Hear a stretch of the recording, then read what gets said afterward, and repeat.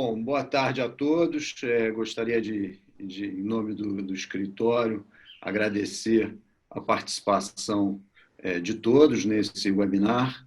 É uma oportunidade extremamente interessante para discutir oportunidades que existem dentro da legislação de recuperação judicial para facilitar e para viabilizar diversas operações. Eu acho que vai ser um webinar extremamente interessante, extremamente valioso. Eu gostaria de agradecer muito a participação do André Friedheim, presidente da Associação Brasileira de Franchising. É uma grata satisfação poder te ter aí, André, como palestrante no nosso evento. Eu sei que você tem uma agenda extremamente tomada, eu sei que a ABF monopoliza aí seu tempo, mas agradeço muito que você tenha podido participar com a gente. Também agradecer o André Moraes, do Moraes e Savaghetti. Eu gostaria de anunciar, até num primeiro momento, anunciar que nosso escritório, junto com o Moraes e Savaghetti, estamos trabalhando juntos no desenvolvimento da área de recuperação judicial, eles com uma grande experiência nesse setor, o nosso escritório com uma grande experiência na área de preservação, proteção de marca, a parte de contencioso, de infraestrutura, de suporte de negócios. Então, acho que uma parceria faz sentido, é uma parceria que eu acredito que vai ser muito positiva para todos. E, como assim, dentro da área de franquia existe um potencial grande de utilização desse mecanismo da recuperação extrajudicial e judicial, ou seja, da legislação que trata da recuperação de empresas para o desenvolvimento e fortalecimento das operações, é uma grande possibilidade que a gente vê de estar podendo atuar especificamente no setor de franchising com essa visão e com essa estratégia. Eram as palavras iniciais que eu queria dar como sócio sênior do Dânima, e já passo a palavra para a moderadora e coordenadora desse webinar, que é a Juliana Bussadi, que é a nossa sócia responsável pela área de tributário e também atua na área de M&A, que vai coordenar, então, o evento. Juliana, contigo. Obrigada, Luiz Henrique. Bom, mais uma vez, né? Obrigada ao André Friedheim, ao André Moraes também. Obrigada a todos pela participação. Hoje a gente vai ser mais um bate-papo aí para tirar eventuais dúvidas, né? Nesse período difícil que está todo mundo passando, essa crise que o Brasil vem enfrentando, não só o Brasil, mas acho que diversos países, né? Vários setores da economia estão sendo bastante influenciados, né? Então, hoje em dia os empresários eles estão com um número de vendas menor, com fluxo de caixa menor, e tudo isso aí vai gerando um grande problema, né? Como se fosse uma bola de neve. E eu acho que a gente vai começar com o André Friedheim, então, até para ele falar para a gente um pouco como é que o setor de franquia está atravessando essa pandemia aí do Covid-19, quais estão sendo os maiores problemas que estão sendo enfrentados, André? Tá ótimo, Juliana. Primeiro, boa tarde a todos. Obrigado, Luiz Henrique, pelo convite. Juliana, pela coordenação. André Moraes, aqui, meu parceiro. Vamos lá para o nosso bate-papo. Então, assim, Juliana, eu queria vou tentar dar alguns highlights do sistema de franchising pré-Covid e depois a gente pode falar um pouquinho nesse momento do Covid. Tá? Até o início do Covid, até os números que a gente tinha, o franchising representa 2,6% do PIB brasileiro. Nós temos hoje um faturamento em torno de 180 bilhões de reais. Tá? Hoje são mais de 160 mil unidades franqueadas. Eu gosto de falar que o franchising é um recorte organizado do micro e do pequeno empreendedor. E hoje temos 160 mil micro e pequenos empreendedores que fazem esses 2,6% do PIB brasileiro. São cerca de 2.500 redes franqueadoras, o que dá uma média de 60 unidades por empresa franqueadora aqui no Brasil. Franchising tem legislação própria desde 94. Acabamos de ter uma atualização da lei de franquias Essa atualização foi sancionada pelo presidente da República em 26 de dezembro de 2019, que dá mais segurança jurídica ainda para o sistema de franchising. O Brasil é um país de vanguarda e referência no franchising mundial. E tem a ABF como a sua guardiã, né? Quer dizer, a Associação Brasileira de Franchising, que eu tenho a honra hoje de estar liderando essa associação, é a guardiã desse sistema de franchising. É uma associação plural, é uma associação que congrega franqueadores, congrega franqueados e congrega fornecedores do sistema, como advogados, como consultores, e que tem como grande objetivo difundir, divulgar e proteger o sistema de franchising aqui no Brasil. Então, a gente vinha muito bem, a gente vinha num período, só para vocês terem uma ideia, eram inauguradas no Brasil 25 novas operações de franquias todos os dias, até o começo da crise. E cada operação de franquia gerando entre 8 e 10 empregos formais. Quer dizer, a gente estava contribuindo com a sociedade, colocando no mercado de trabalho cerca de 200, 250 pessoas, todos os dias, capacitadas, treinadas. Então, eu acho que o franchising realmente veio ganhando relevância ao longo desses últimos 15 anos, vamos chamar assim, no Brasil, muito forte, muita representatividade. Pandemia, o franchising ele é muito horizontalizado, então a gente tem empresas em praticamente todos os segmentos da economia. Tivemos alguns segmentos que se mantiveram e, inclusive, cresceram durante a pandemia. Então, dentro do franchising, a gente tem a área supermercadista, lojas de conveniência, empresas de limpeza, que, de alguma forma, mantiveram suas atividades em funcionamento e conseguiram, efetivamente, aumentar faturamento. Tivemos setores muitíssimamente impactados. Então, a gente vai para a área de turismo, lazer, entretenimento, são áreas que realmente sofreram muito. E tivemos algumas áreas que perderam parte do seu faturamento, como a área de moda, a área de alimentícia, né? Toda a parte de food service, toda a parte de fast food, acabou se perdendo um pouquinho do faturamento. Então, assim, os últimos números que a gente tem do sistema de franchising durante a pandemia, entre abril e junho, houve uma perda de 35,7% do faturamento do franchising comparado com abril a junho do ano anterior. Tá? Isso vem evoluindo relativamente bem. Eu acho que isso também estava muito atrelado ao fechamento integral dos shopping centers. Hoje, 40% das operações de franquia, 40% das operações de shopping centers são operações de franquia. Então, a gente tem uma representatividade muito grande na indústria de shopping centers e foi uma indústria muito atingida, que teve que fechar as portas. Então, muitas das nossas operações efetivamente encerraram, tiveram que fechar as portas e encerrar as suas operações durante um determinado período de crise aguda dessa pandemia.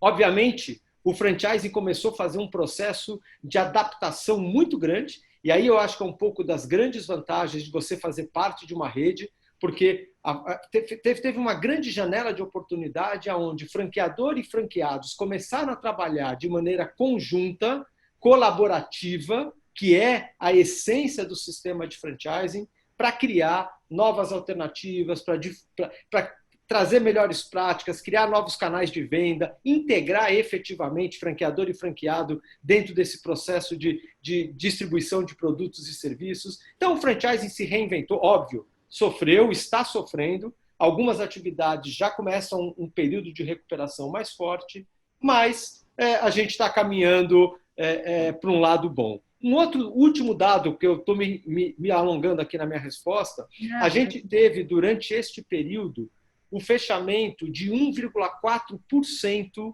das unidades de franquia. Então, das nossas 160 e poucas mil, 161 mil unidades que a gente tinha no mercado, a gente acredita que a gente fechou em torno de umas 2.200, 2.300 operações, né, que efetivamente não voltaram com esta pandemia, encerraram suas portas. Algumas em shopping centers e outras operações de rua. Então, esses são os números, menos 35% de faturamento, queda de faturamento, e um fechamento de 1,4% da base de lojas. Entendi. Enfim, é um impacto bem considerável. E o que você vê para o futuro? Como é que você vê alguma possível solução, uma reinvenção? O que você acha que... Olha, Juliana, eu acho que assim, os processos de transformação digital dentro das empresas de franquia realmente se aceleraram de uma maneira muito forte. Então, primeiro, a gente embarcou-se muita tecnologia nos processos das empresas franqueadoras e dos próprios franqueados. Eu acho que também o que a gente tem visto é um ganho de eficiência na gestão das operações. O franqueado passou a olhar mais para o seu demonstrativo de resultado, para o seu DRE, a controlar gastos, a não confundir contas da pessoa física com contas da pessoa jurídica. Quer dizer, teve um ganho, a gente está reduzindo metragem quadrada de lojas, embarcando tecnologia, tudo pelo ganho da eficiência. Então, acho que esse é um outro modelo. Está tendo também o crescimento dos multifranqueados. E aí a gente vai entrar até um pouquinho no tema de recuperação judicial, porque multifranqueados, que já é uma realidade do mercado americano, 56% dos franqueados americanos são multifranqueados, ou multilojas de uma mesma bandeira, ou multibandeira. E esses multifranqueados, em momentos de crise como esse, começam a comprar operações de franqueados que estão um pouco mais apertados com a corda no pescoço. Então, a gente tem o crescimento dos multifranqueados. A gente também está passando por um processo de consolidação, fusões e aquisições, vamos chamar assim, né? Empresas comprando em outras empresas ou grandes franqueadoras se juntando para ter maiores ganhos de escala, fazendo fusões entre elas, porque tem um back-office que é comum a todas as redes de franquia, e, na verdade, ali na ponta, o marketing, produtos, você acaba isolando. Mas você consegue ter consolidação de marcas e consolidação de empresas, ganhos de eficiência, custos, para que a gente possa voltar a crescer. Então, é um pouco disso que a gente está vivenciando hoje no mercado de franquias. Entendido. E o que a gente vê também são alguns franqueados e franqueadores, enfim, né? Acho que nas duas pontas, que não estão conseguindo honrar com as dívidas, com os aluguéis e com outros, inclusive assim, com fornecedores. E aí a gente até cai aqui um pouco no tema, né, principal desse web seminar, que seria o pedido de recuperação judicial.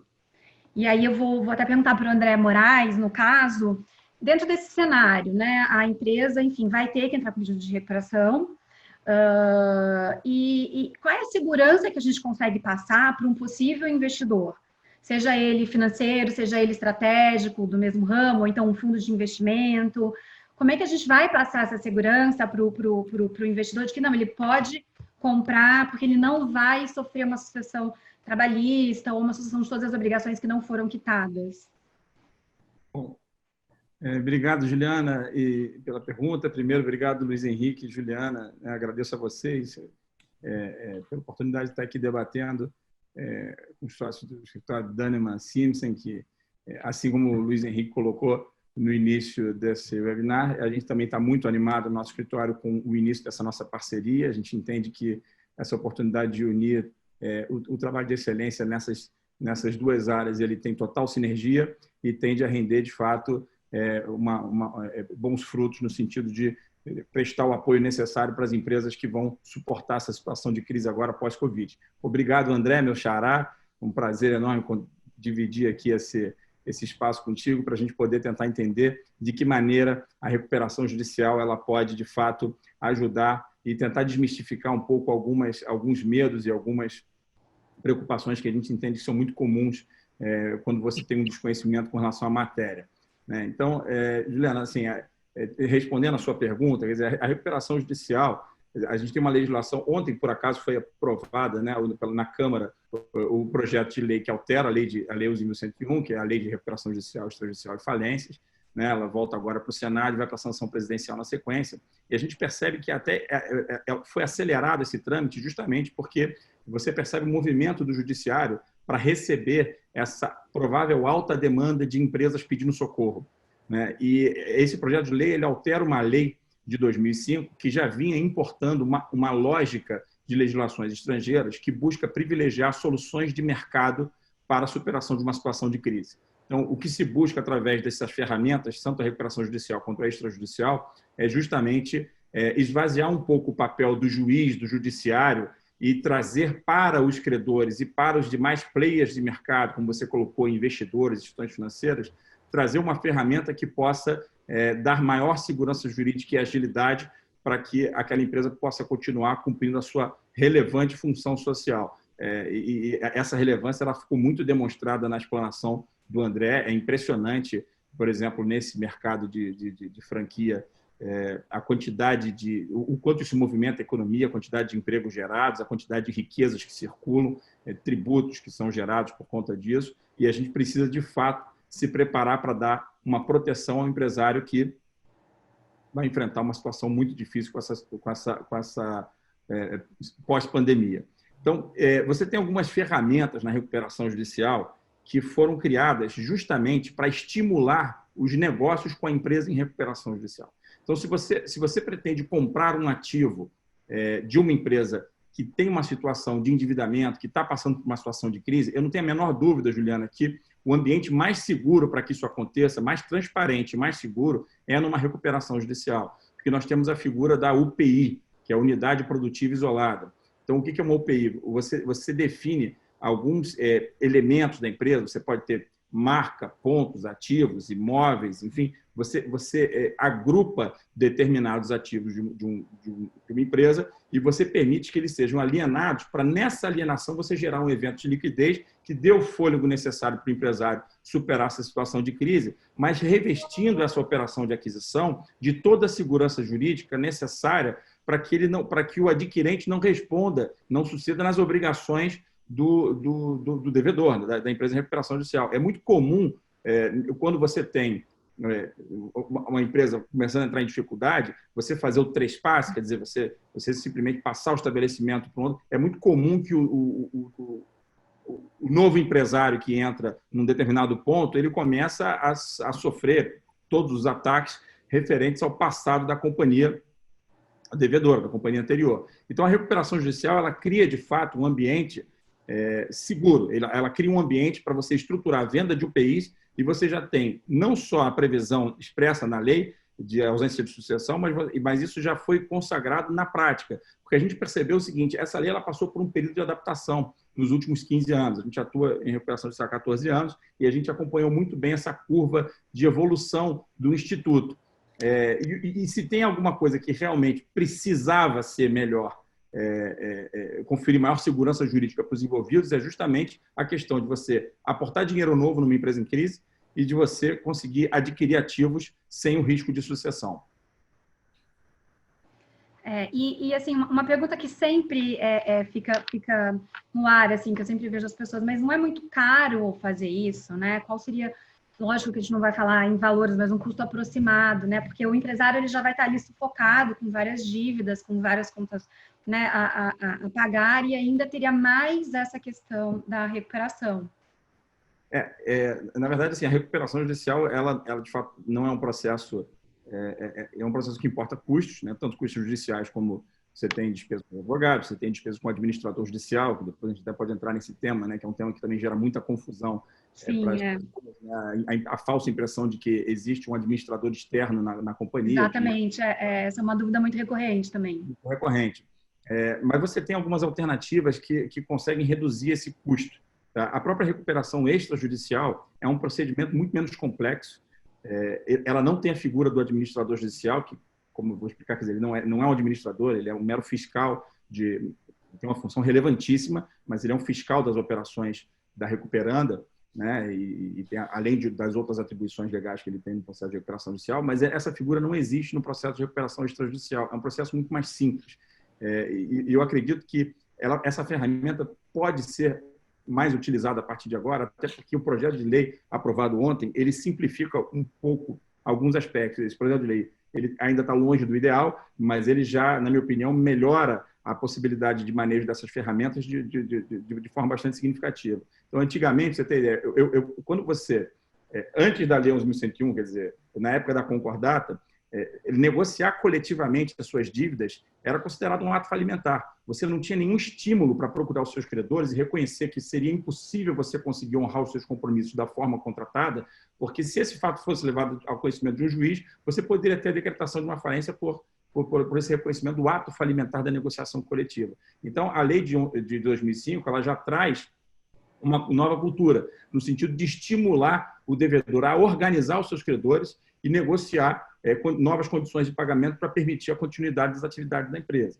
No caso da recuperação extrajudicial, você tem um procedimento muito mais simples, porque você negocia com os credores que você quiser, você não é obrigado a incluir na recuperação judicial todos os seus credores. Isso é um ponto sensível, porque na recuperação judicial você tem algumas exceções previstas na lei de créditos que não estão sujeitos à recuperação, mas fora essas exceções, todas as dívidas que a companhia tiver até a data do pedido devem necessariamente ser incluídas na recuperação judicial, habilitadas, e estão sujeitas ao plano. Na recuperação extrajudicial, não. O empresário ele tem a liberdade de escolher pontualmente quais dívidas ele quer tratar. Só que, para isso, ele precisava, na lei anterior, ele precisava ter um quórum prévio de 3/5 dos seus credores concordando com uma nova condição de pagamento ou concordando com as condições para a venda de um determinado ativo, para que aí sim você tivesse a segurança jurídica para o adquirente. Hoje, esse quórum foi reduzido. Na verdade, agora, para você ajuizar um pedido que é meramente homologatório, agora, numa recuperação extrajudicial, o plano ele é pré-negociado com os credores, ele já é apresentado na largada, quer dizer, você já entra com um pedido de homologação daquele plano, ao contrário da judicial, em que você entra com um pedido de recuperação e depois você tem um prazo para apresentar um plano. Na extrajudicial, não, você já entra com ele, e ele hoje ele precisa ser pré-aprovado por 1/3 dos credores, e você tem um prazo de 90 dias para alcançar até a metade dos credores, para que você possa obrigar a outra metade dos credores que você escolheu estarem sujeitos àquelas condições, para que você possa obrigar a todos a receber daquela forma. Só que mais importante do que isso é o seguinte, a gente percebe que essas operações de compra de ativos, elas são soluções lógicas, óbvias e necessárias de mercado. Você tem, às vezes, uma empresa que precisa fazer um downsizing, quer dizer, você tem aí um franqueado que precisa reduzir a quantidade de lojas, a quantidade de unidades, e talvez, nesse downsizing, se ele conseguir ter um evento de liquidez, e quanto menor o risco, maior certamente vai ser o evento de liquidez que ele vai fazer por conta disso. Se você consegue usar uma ferramenta como a venda de uma UPI e fazer isso de forma transparente e organizada dentro de uma recuperação extrajudicial, você faz o ganha-ganha, porque o adquirente ele consegue ter velocidade e consegue ter a segurança jurídica para conseguir manter aquela atividade em funcionamento, e o devedor que fez o downsizing, ele consegue ter certamente um valor maior pela liquidação parcial de um ativo, porque esse valor está sempre vinculado, atrelado ao risco da operação. Entendido. E André Moraes, né? Você falou de da figura, né, do administrador, eu acho que isso também gera bastante dúvida. Tem alguns empresários, eles acreditam que quando você nomeia um administrador, você acaba perdendo a gestão, perdendo o controle das atividades da empresa, do business, né? Que ele tanto, enfim, se esforçou para conseguir construir, que ele entende desde o começo, desde a parte da contabilidade até a parte da distribuição dos produtos, enfim, ou serviço. Como é que funciona a figura do administrador? Eu imagino, André, que essa seja uma grande preocupação, né?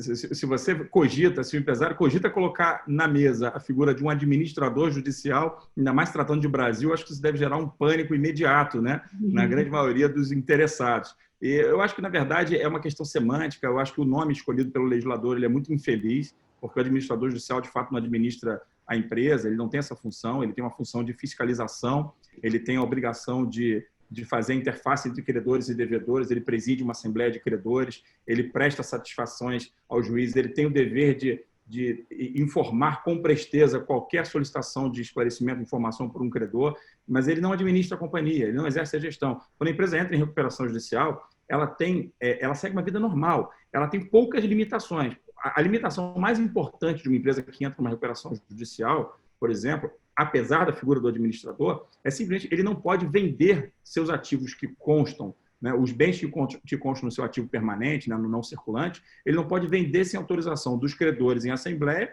aprovando um plano que contemple essa venda, ou do juiz antes da assembleia, caso seja uma venda emergencial. Então, é a única limitação. Se entra uma recuperação judicial, a gestão da companhia permanece nos controladores atuais, né? Eles prestam contas ao administrador judicial, que apresenta nos autos mensalmente um relatório de atividade, onde ele apresenta lá fluxo de caixa, apresenta as informações mais relevantes para mostrar que a companhia vem cumprindo a lei e vem honrando com as suas obrigações depois da data do pedido, mas ele não administra nada. Quer dizer, não existe essa figura, é uma preocupação legítima pelo nome, mas ela é absolutamente indevida, porque o administrador judicial não administra a empresa em recuperação.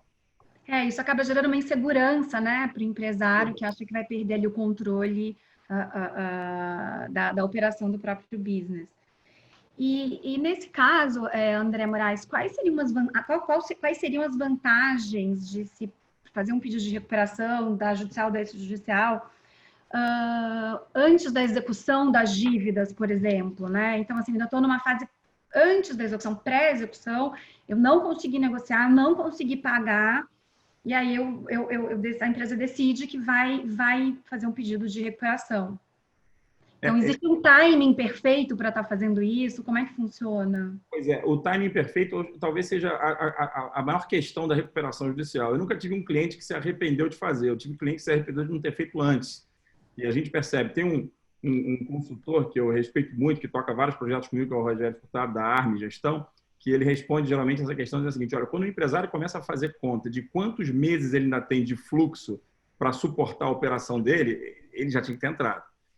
Então, assim, o problema é você demorar demais. E se a gente está tratando, por exemplo, aqui de um ambiente de franquias, a gente sabe que um problema recorrente nesse aspecto é a questão locatícia, né? Os shoppings sofreram demais com a questão da pandemia pela obrigatoriedade e necessidade de permanecerem fechados, mas esse sofrimento é estendido aos lojistas, né? Porque hoje você tem a retomada, a reabertura do shopping, mas o faturamento, certamente, o André pode esclarecer isso melhor, né? O faturamento, eu não acredito que tenha voltado na mesma proporção. Então, há provavelmente ali, Juliana, um descasamento de fluxo. E esse descasamento de fluxo, ele precisa do que a gente chama de um stay period. O que é um stay period? Quando você entra com a recuperação judicial e a extrajudicial também, até porque agora no projeto de lei foi estendido para a extrajudicial essa figura do stay period, foi estendida essa figura do stay period.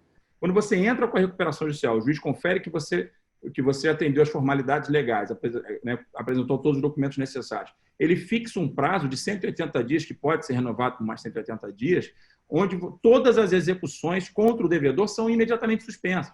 Então, é um freio de arrumação. Você tem aí até um ano sem pagar aos seus credores para reorganizar a empresa, para readequar o seu fluxo e conseguir focar no negócio. Você tem que ter uma consultoria especializada tocando o seu projeto de recuperação judicial, a gestão dos credores, né? Mas você tem também a capacidade de permitir que o empresário volte a focar no seu negócio e tome as providências necessárias para que esse fluxo volte a casar. Então, entrar com a recuperação judicial muito tarde, a gente tem uma expressão que a gente costuma usar, tem gente que espera cortar a luz no poste, né?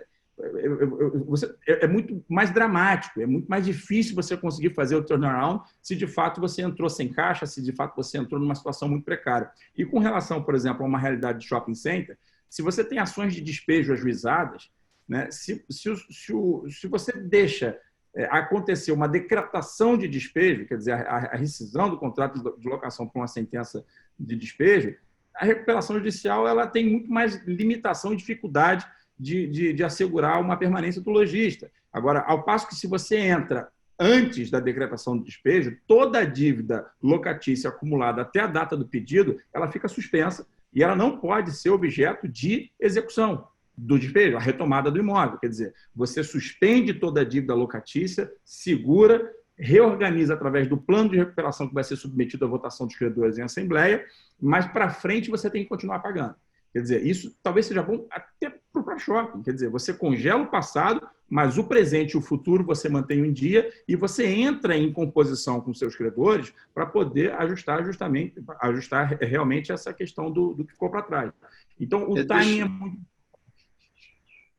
Não, desculpa, eu não queria te interromper de maneira alguma, achei que você tinha terminado, mas deixa eu fazer um comentário, e aí já pediu que os dois Andrés, comentem sobre isso. Uma questão que a gente tem assistido nessa área no mercado de franquia no momento é o seguinte: você tem redes que gostariam muito de fazer algum processo de consolidação com outras marcas, fazendo o que a gente chama de franquia de conversão, em que pudesse trazer para uma rede mais sólida, mais consolidada, um grupo de unidades ou um grupo de negócio, enfim, consolidando e convertendo a operação, mas com muita preocupação por parte daquela que vai consolidar, ou que vai fazer o aporte ou investimento, porque na hora em que ela entra nesse negócio, ela pode sofrer consequências muito graves das sucessões, sucessão trabalhista, sucessão tributária, sucessão locatícia, para comentários de shopping e tudo mais.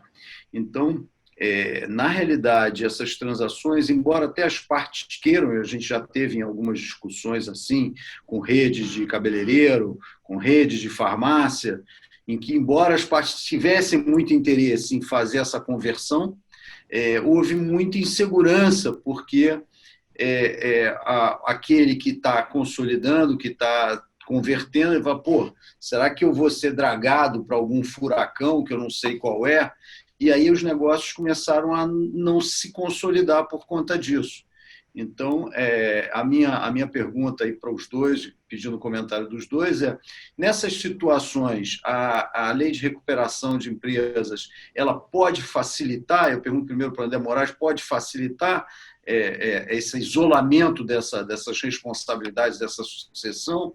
E aí, depois para o André Friedheim, em vista disso, esse mecanismo parece que resolve a questão que os franqueadores enfrentam? Bom, o seu comentário é perfeito, Luiz.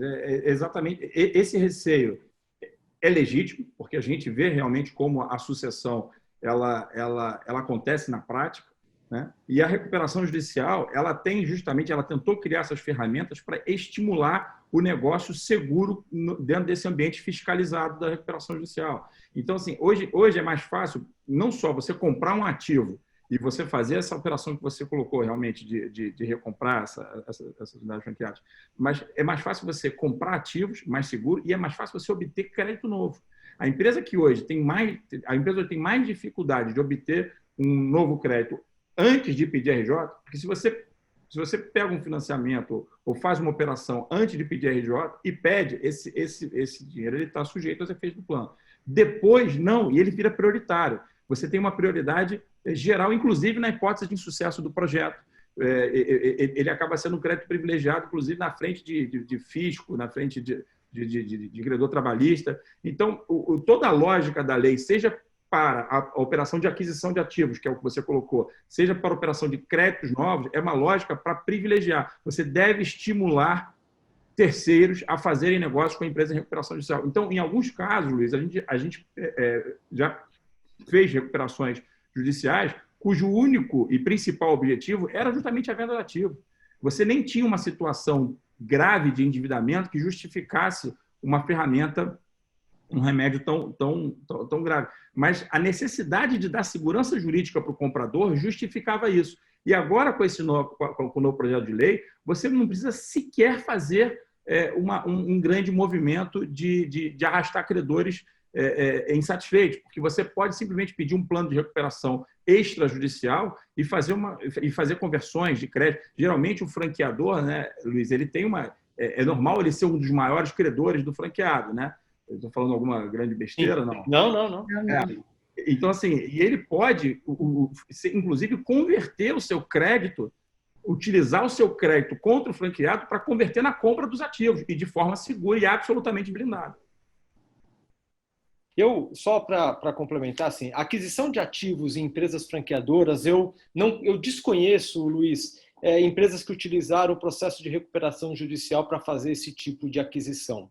Tá? Eu desconheço, e é um tema tão importante, tão bacana, que eu acho que a gente precisa aprofundar isso, inclusive lá na associação, lá na BF, para que os franqueadores e os franqueados conheçam essa dinâmica para os seus próprios negócios.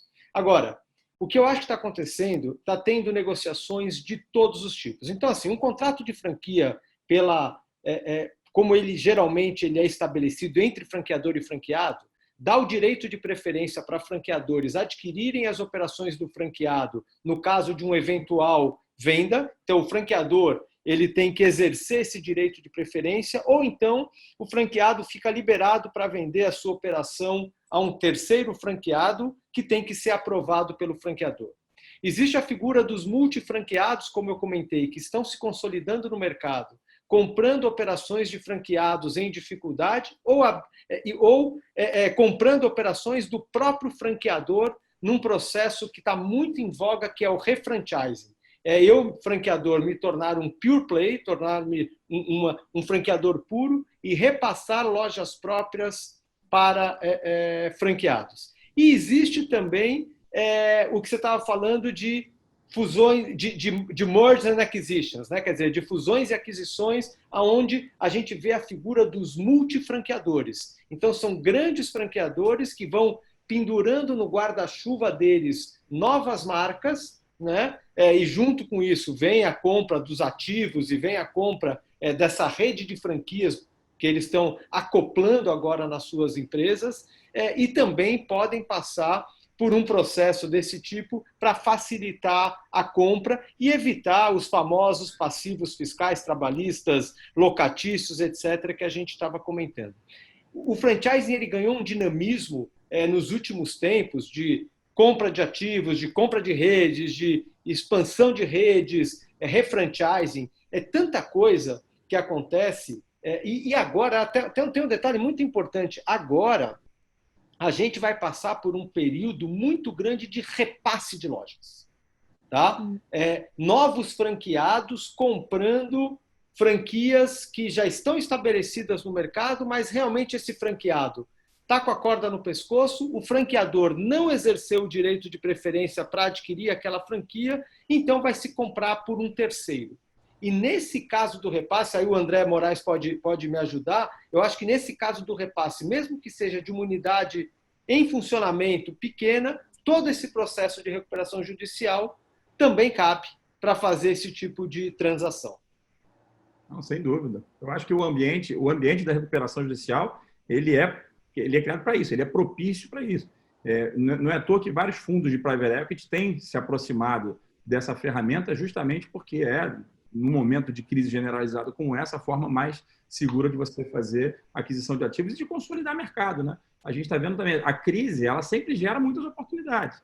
Então, existe essa figura. E é uma questão de ganha-ganha, porque se você não tiver o interessado em, de fato, adquirir esses ativos, você não dá a solução de liquidez para o sujeito que está endividado. Você acaba gerando um prejuízo muito maior para toda a coletividade, né? Não só para o devedor. Você tem que manter a operação em funcionamento. Então, que essa ferramenta ela dá a segurança jurídica necessária, não tem a menor dúvida, eu acho que ela tende a ser muito utilizada aí no futuro. E, principalmente, para casos como esse que o André colocou, de ativos pontuais, uma loja, uma operação, a extrajudicial, com a simplificação agora desse novo projeto de lei aprovado ontem, ela vai se tornar uma ferramenta rápida e barata, porque ela realmente é muito reduzido o custo. O custo de você fazer uma assembleia de credores, a quantidade de editais que você precisa publicar numa recuperação judicial e a figura do administrador judicial, elas encarecem o processo. Ao passo que na recuperação extrajudicial você consegue fazer um processo muito mais rápido, você pode concluir em poucos meses esse processo, os prazos eles são muito mais enxutos, é muito mais simples e realmente ele dá a mesma segurança jurídica da recuperação judicial. Bem, bastante interessante. Aí, André Moraes, eu vou pegar aqui um gancho de uma questão que o André Friedheim falou. Ele falou na cláusula de preferência, né? Que é uma disposição que está presente em quase todos os contratos de franquia. Como é que fica essa cláusula de preferência no ambiente da recuperação judicial? Vamos lá. Essa questão da preferência, eu entendo que ela tem que ser respeitada, a preferência, e ele vai acabar assumindo uma figura que já existe hoje no ambiente da recuperação judicial, que é a do stalking horse. Quer dizer, ele vai ter sempre a preferência para fazer a primeira oferta né, e para cobrir outras ofertas. Porque, só para esclarecer um pouco, quer dizer, quando você vai... Essa segurança jurídica conferida pela legislação, ela impõe uma contrapartida. Você precisa assegurar que o preço que está sendo pago por aquele ativo é um preço justo, é um preço o mais justo possível. Quer dizer, você usa a ferramenta justamente para reduzir os riscos e isso ser refletido no preço. Então, a forma que o legislador encontrou para tentar buscar o melhor preço possível para a recuperanda e para os credores, principalmente porque isso acaba sendo convertido numa maior capacidade de pagamento das obrigações do devedor, da recuperanda, é justamente um procedimento concorrencial. Então, você precisa ser muito transparente com relação às condições da operação de compra e venda, e você pode sim ter a figura do stalking horse, que é justamente esse ente, no caso o franqueador master, que ele pode não só dar a primeira oferta por aquele ativo, mas ele tem a prerrogativa de cobrir todas as demais ofertas. Então, isso assegura também uma proteção para o devedor e respeita o direito de preferência que já está normalmente contemplado, né, nos contratos de franquia. Entendi. A gente tem uns minutinhos ainda e eu tenho duas perguntas que foram feitas aqui no chat. Uma das perguntas é como fica a rescisão do contrato de franquia realizado com o franqueado que teve a recuperação judicial aprovada? Acho que ele é para mim, então, né? Por favor, me ajudem. Moraes. Vamos lá. Na verdade, a pergunta é muito boa. Eu fico com uma dúvida, porque, na verdade, às vezes as pessoas confundem a aprovação da recuperação judicial com o deferimento dela. Quer dizer, quando você entra com uma recuperação judicial, se você está com toda a documentação em ordem, o juiz ele profere uma decisão de deferimento do processamento. Ele diz o seguinte, olha, está tudo ok, pode seguir com a recuperação judicial. E, nesse momento, ele determina o stay period, né? Ele dá início ao stay period, que é aquele período de 180 dias a um ano em que você não pode ser atacado. E a aprovação da recuperação judicial, quando você aprova o plano, né? Você tem a aprovação do seu plano pelos credores, seja tacitamente ou através de uma aprovação em assembleia, e ele é homologado pelo juiz. A maioria dos contratos de franquia, eu acredito aí, eu até passaria depois essa bola para vocês, que vocês é que são especialistas na área, mas eles devem conter, e é muito normal em outros contratos também, as cláusulas no sentido de que o pedido de recuperação judicial seria suficiente para gerar uma rescisão contratual, né? A gente vê essa limitação do uso da ferramenta em vários contratos. E essas cláusulas elas costumam ser muito discutidas e a validade delas costuma ser levada para o juízo da recuperação judicial justamente sob o argumento de que você não pode proibir o doente de tomar o remédio. Quer dizer, a abusividade dessa cláusula vem sendo sistematicamente reconhecida, não tem conhecimento em casos de contrato de franquia, mas com exatamente a mesma lógica, inclusive com proibição de participação de licitações e vários outros contratos bilaterais que você percebe. A existência dessa cláusula ela vem sendo questionada, mitigada e, na grande maioria das vezes, anulada justamente porque você não pode impedir a empresa de se socorrer de uma ferramenta lista prevista em lei e que é necessária para que ele possa superar uma situação de crise. Existe uma função social muito mais ampla do que aquele acordo bilateral, existem interesses muito mais extensos do que somente aquelas duas partes. Então, a validade dessa cláusula é certamente questionada com uma chance de êxito. A gente não teve nenhum, assim, que seja do meu conhecimento, nenhuma discussão especificamente de rescisão de contrato de franquia, resultante pelo simples fato de que houve um pedido de recuperação judicial. Os contratos todos, como você mencionou, eles têm essas cláusulas dizendo que, em caso de recuperação judicial, falência ou qualquer outro tipo de insolvência que venha a ser requerida ou deferida, ou seja, tem aquele boilerplate com aquelas condições, o contrato se rescinde pleno direito, sem necessidade.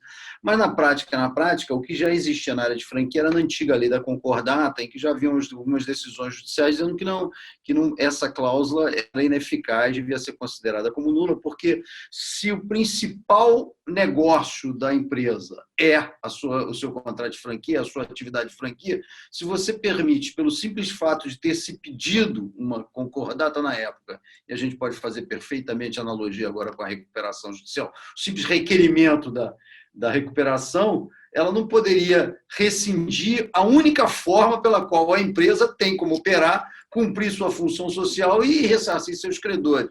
Agora, é um mecanismo que, obviamente, ele não é um mecanismo que diz assim, não, então quer dizer que o franqueador não pode rescindir o contrato. Não.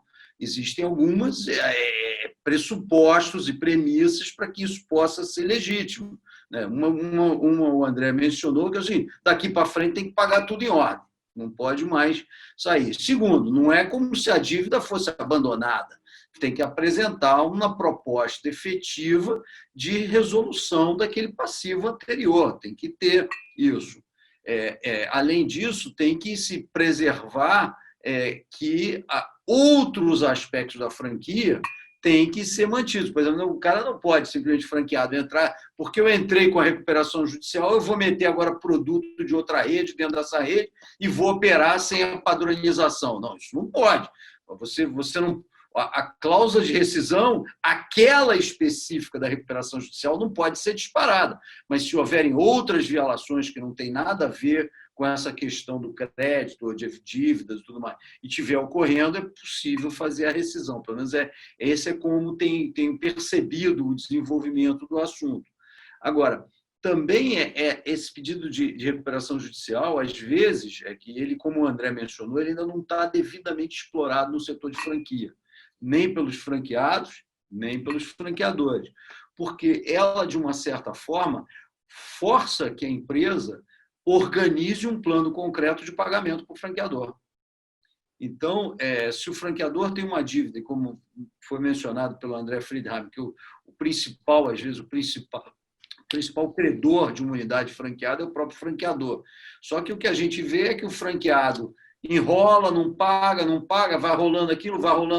Quando chega ao ponto da rescisão, aquele negócio já é de um tamanho tal que tomou toda a operação, está todo mundo, o próprio franqueador não consegue repassar aquela unidade. Às vezes, tanto franqueado quanto franqueador tem interesse em repassar o negócio. Porque falam, não dá, não tem condição, tem que ter realmente um choque de renovação aqui para esse negócio ser mantido. Só que o franqueador ele não tem uma equação para a sua dívida. Bom, eu tenho essa dívida, e agora? Quem que vai me pagar? O novo que entra não vai querer assumir a dívida do antigo, vai querer partir dali para frente. E o que está saindo, ele não tem incentivo em fazer isso. Por quê? Porque o novo que entra ele vai ter que assumir toda uma sucessão. É no mesmo local, com a mesma marca, com os mesmos funcionários, na mesma atividade. O risco de sucessão é gigantesco. Então, nesse sentido, eu acho legal o André Friedheim ter mencionado a importância da gente começar a desmistificar essa questão dentro do próprio setor, dentro da comunidade de franchising, porque pode ser um veículo interessante para resolver essas questões. Então, eu só fiz um comentário aqui do ponto de vista como advogado de franquia, para complementar um pouco o ponto de vocês. Bom, vamos lá, tem outra pergunta aqui, que é o que acontece se a empresa não conseguir um acordo para recuperação judicial ou não cumprir o que está no acordo? Bom, pergunta bem boa, eu vou responder de forma objetiva, né? Falência. Então, assim, a consequência é grave. Quer dizer, a recuperação judicial não é um passeio no parque, ela precisa ser bem organizada, ela precisa ser bem pensada, ela precisa ser bem conduzida. Agora, como é que funciona a dinâmica? O Luiz resumiu muito bem. Quer dizer, você, quando entra com a recuperação judicial, você não tem perdão de dívida, você não tem que esquecer a dívida. Você tem um prazo. Eu costumo brincar assim, você consegue parar o carro no acostamento para trocar o pneu. Você não é mais obrigado a trocar o pneu com o carro andando pela janela, que é isso que o empresário tem que fazer quando ele está com um incêndio acontecendo o tempo inteiro na empresa, todos os credores aparecendo, as execuções acontecendo, e ele tendo que tocar o negócio. Então, a recuperação judicial, ela te dá o stay period, quer dizer, você para, organiza, se planeja, se prepara, você tem que estar acima do teu break-even, porque se você não estiver alcançando o teu break-even, você vai fazer dívidas pós-pedido, e essas dívidas podem resultar numa convolução em falência. É raro acontecer, mas elas podem resultar numa convolução em falência. Então, para você merecer fazer a recuperação judicial, você tem que fazer a conta e entender o seguinte: se eu parar de pagar o meu passivo, né, eu consigo chegar no meu ponto de equilíbrio e eu giro o meu negócio enquanto eu organizo uma proposta e exponho para os meus credores de que maneira eu consigo pagar esse passivo. e essa proposta ela pode contemplar alongamento, pode contemplar deságio, pode contemplar eventos de liquidez, como a gente colocou, venda de ativos, pode contemplar o próprio flexpay, pode contemplar tudo que for lícito.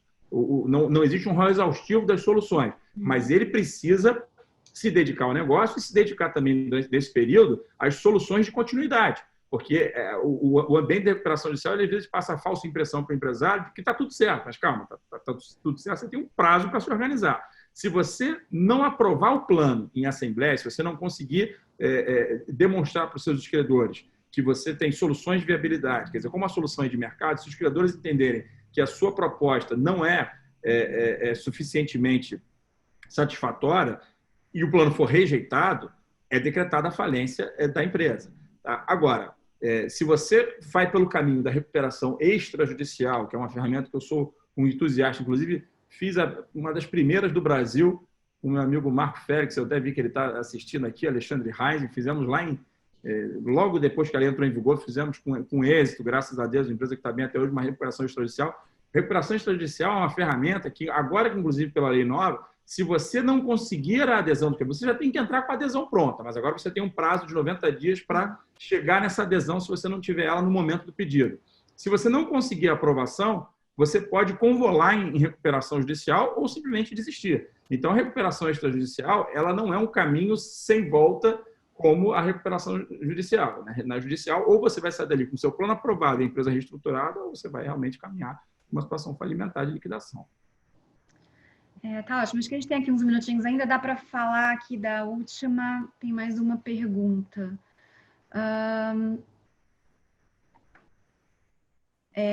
André, acho que é para o André Moraes, novamente. Poderia explicar que na recuperação judicial a empresa requerente não perde o seu poder de gestão? Existe um mito de que a recuperação engessa a empresa. A gente já falou um pouquinho disso, mas enfim.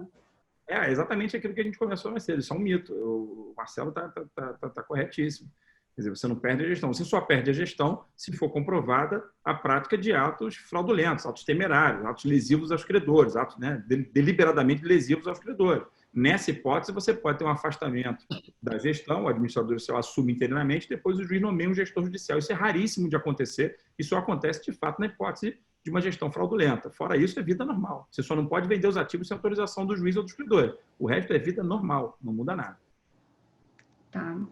E, enfim, a gente ainda tem aqui acho que foi a mesma pessoa que fez a primeira pergunta em relação ao franqueado que faz o pedido de recuperação.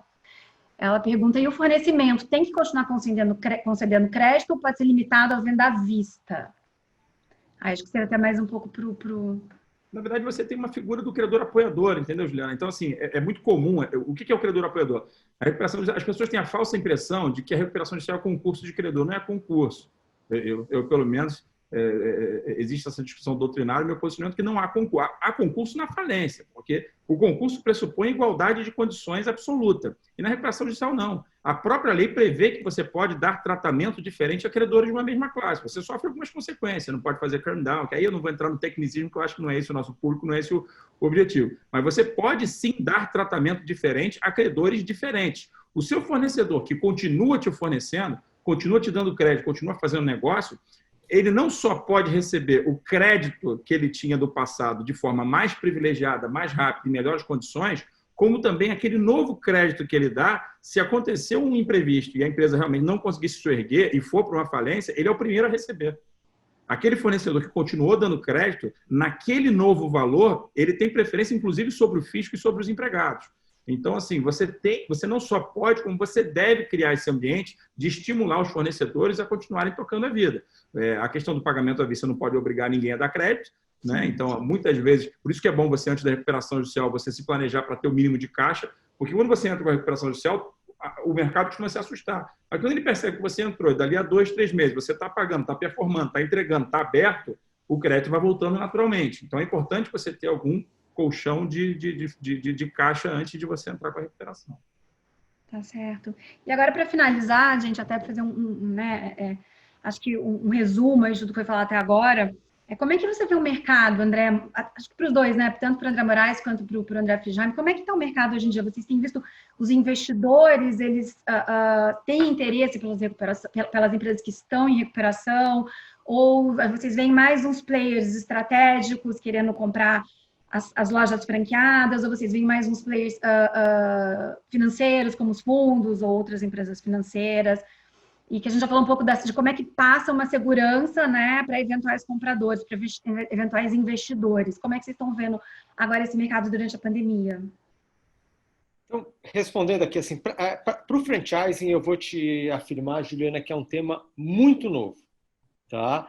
Eu não vejo empresas franqueadoras olhando compras de outras franqueadoras ou olhando compras de operações de franqueados pelo direito de preferência ou franqueado querendo comprar de outro franqueado utilizando a mecânica da recuperação judicial. E aí o LH pode até mas realmente na LH acho que a gente não tem esse tema muito abordado. As compras são feitas, as aquisições são feitas de outra maneira, com due diligence, e vamos embora. E eu acho que é um negócio um pouco mais simplório. Esse é um tema um pouco mais abrangente, que, volto a falar, eu estou absolutamente disposto a gente levar esse tema, gerar conhecimento, conteúdo, para que a gente possa debater isso dentro da associação, com os nossos franqueadores, porque realmente é uma... Eu aprendi muito aqui eu não sou advogado, então eu não consigo responder as perguntas técnicas aqui. Eu sou um empresário, franqueador, franqueado também, opero lojas, mas nunca passou na minha cabeça, etc., a questão da temática da recuperação. Então, fica aqui o meu compromisso com a Daneman, com o André Moraes, para que a gente possa abordar esse assunto com mais profundidade, mais propriedade junto à nossa associação, porque eu acho que o pessoal vai gostar. Legal, André. Eu acho que é isso mesmo. Obrigado por você levantar essa bandeira. Eu acho que é um tema bacana da gente levar, porque é um tema que, embora ele já seja de bastante conhecimento em algumas áreas do mercado, como o mercado financeiro e outros tipos de atividades, no nosso segmento de franchising a gente ainda não entendeu ou não houve realmente uma difusão adequada dessa discussão. Agora, o momento é muito interessante de trazer essa discussão para o setor de franchising, porque as operações estão buscando soluções, e como a gente, dentro do setor de franchising, usa ferramentas outras, essas outras ferramentas elas são absolutamente insuficientes no momento que a gente está vivendo. Então, é legal a gente levar para os franqueadores, para os franqueados, para a comunidade de franchising, um aprofundamento e uma desmistificação de uma área que ficou meio esquecida no setor de franchising. Sim. Então, a gente está totalmente aberto e à disposição para prosseguir com a difusão desse tema. Ótimo. André Moraes, as suas considerações finais aí, né? O último comentário, Juliana, sobre o que você perguntou ali, como é que estava o mercado. Eu percebo o seguinte, quer dizer, primeiro, o judiciário está preparado para uma onda. Essa onda eu acredito que não aconteceu ainda, talvez pelas medidas que acabaram injetando uma quantidade enorme de recursos na ponta de lança final da economia. Isso acabou amenizando um pouco o impacto inicial da crise, mas a gente sabe que a crise vem, a gente sabe que realmente a gente vai passar por um momento muito conturbado. Então, a gente percebe não só o judiciário se preparando para dar conta dessa demanda, mas a gente percebe principalmente players financeiros. Você fez essa pergunta, como é que está o mercado? Esse é um mercado que sofisticou muito com o tempo. O fato de grandes empresas terem entrado em recuperação judicial e se socorrido dessa ferramenta nos últimos anos, a gente tem exemplos aí de recuperações bilionárias, realmente recuperações muito grandes, e que acabaram trazendo um nível de sofisticação e de segurança jurídica muito grande para essa ferramenta, desmistificando também. Quer dizer, isso foi importante e isso acabou atraindo players. Então, hoje, a gente não vê falta de recursos para em projetos de recuperação judicial bem estruturados. Pelo contrário, a gente tem feito, inclusive, ambientes concorrenciais. Você tem vários players financeiros dispostos a investir em operações de empresas em recuperação judicial. Na verdade, alguns deles, inclusive, condicionam o investimento à empresa pedir recuperação judicial porque eles já entenderam e conhecem a segurança dessa ferramenta. Então, a gente está preparado para esse volume, nós estamos muito animados e honrados com a parceria que nós temos com o escritório Daneman Simpson, que a gente poder aliar a nossa experiência de RJ com toda a excelência, a cultura e a alta especialização do escritório, principalmente para atender essa grande demanda que a gente aqui vai ver dos franqueados. A gente se sente muito preparado e, repito, muito honrado pelo convite, muito honrado aqui, Juliana. Eu percebi que é LH, né? Luiz Henrique. RH, muito obrigado. André, foi um baita prazer. Adorei realmente te conhecer desde o nosso papo anterior. Estou à sua disposição também para qualquer dúvida. E eu espero agora convidá-los também para debater na nossa plataforma o mesmo tema, porque eu acho que ainda deve ter muita dúvida e quanto mais a gente debate, mais dúvida aparece e mais solução a gente consegue botar de pé. Com certeza. Gente, obrigada a todos. Então, a gente vai encerrando por aqui, né? Que a gente já está fechamos o tempo certinho. Obrigada aí a participação de todos também que ingressarem no nosso webinar. Obrigada.